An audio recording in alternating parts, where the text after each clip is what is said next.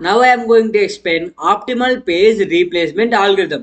It is a very efficient algorithm that this algorithm is used to replace a page with the which pages are wouldn't be used in the longest period of time in the future. ఫ్యూచర్లో longest period of టైంలో ఏ పేజెస్ని అయితే use చేయమో ఆ పేజెస్తో కొత్త పేజ్ని replace చేయాలి. So ఆ ఆల్గరిథంని మనము optimal page replacement algorithm అంటాం. So which pages are wouldn't be used, రాసుకోండి, wouldn't be used in the future, longest period of time in the future అనమాట. సో ఆ పాయింట్ అయితే రాసుకోండి. ఆ తర్వాత it is also a page replacement algorithm, it is a efficient page replacement algorithm. And also ఇక్కడ మనం గుర్తుపెట్టుకోవాల్సింది ఏంటంటే, ఒక ఎగ్జాంపుల్ తీసుకొని చెప్తాను చూడండి, ఇంకా క్లారిటీగా అర్థమవుతుంది మీకు. సో ఎగ్జాంపుల్కి మీకుండే ఎగ్జాంపుల్ అయితే నేను తీసుకుంటున్నాను. దాన్ని ఏంటంటే ఇక్కడ రాస్తాను చూడండి, 7, 0, 1, 2, 0, 3, 0, 4, 2, 3, 0, 3, 2, 3.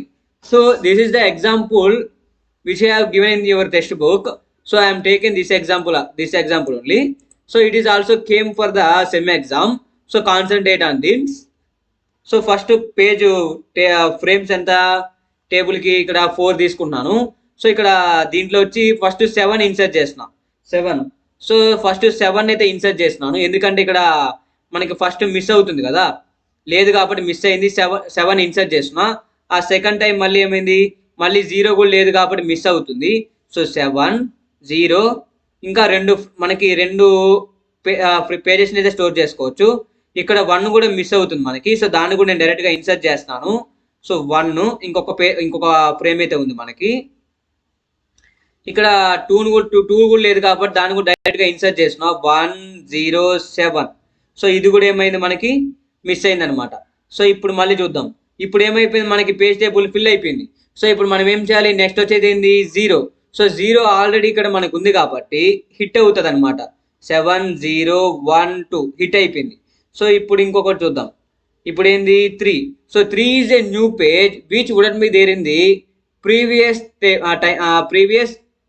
Page table. So I have to replace 3 page. I have a replace 3 page with what page, 3 ప్లేస్ని ఎక్కడ దేంతో రీప్లేస్ చేయాలి, ఇప్పుడు నేను దేంతో రీప్లేస్ చేయాలి, which page wouldn't be used in the longest period of time in the future. So first ఇక్కడ previous చూడండి, ప్రీవియస్ దాంట్లో మనం లాంగెస్ట్ పీరియడ్ ఆఫ్ టైంలో యూజ్ చేయండి ఏముంది చూడండి. ఇప్పుడు ఇక్కడ మీరు చూసుకున్నట్లయితే నేను 7 అనే పేజ్ని లాంగెస్ట్ పీరియడ్ ఆఫ్ టైంలో ఎక్కడ యూజ్ చేయలేదు. సో అందువలన 7 అనే పేజ్తో ఈ 3 అనే పేజ్ని రీప్లేస్ చేస్తాను. సో 7 అనే ప్లేస్లో ఇక్కడ 3 పెట్టుకోండి.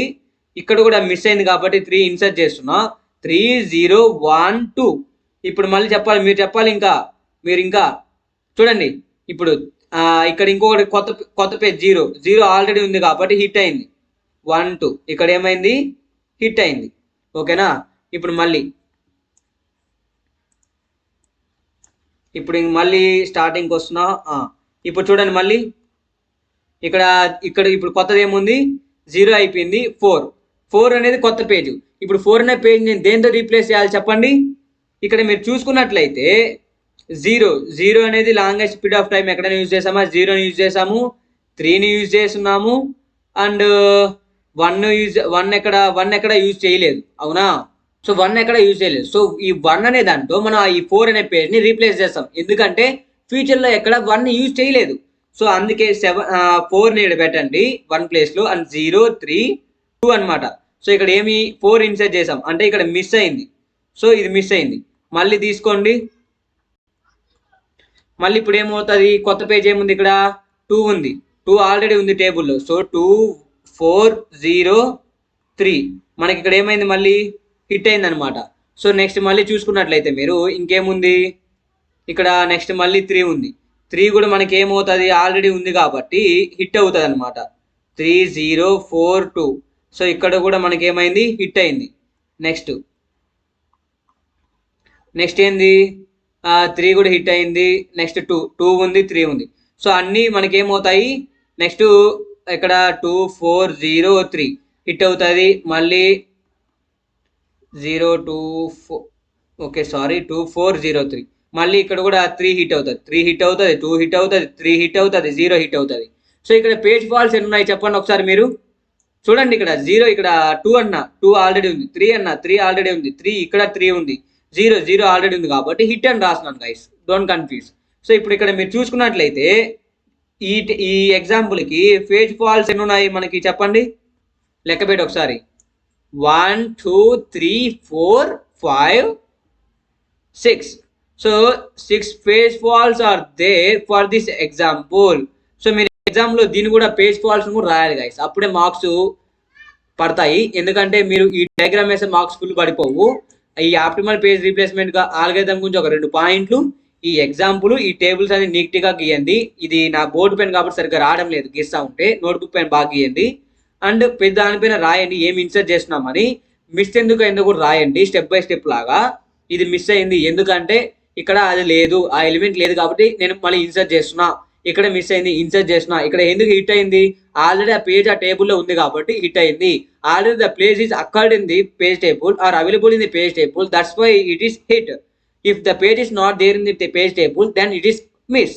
సో ఆ పాయింట్స్ రాసి ఇలాగైతే రాసి the total page faults are there in the for this example is 6 అంతే. అక్కడ ఇలాగా దీన్ని పెట్టి అయిపించేయండి. సో మనం కూడా ఈ క్లాస్ అయితే అయిపోద్దాం ఇక్కడికి.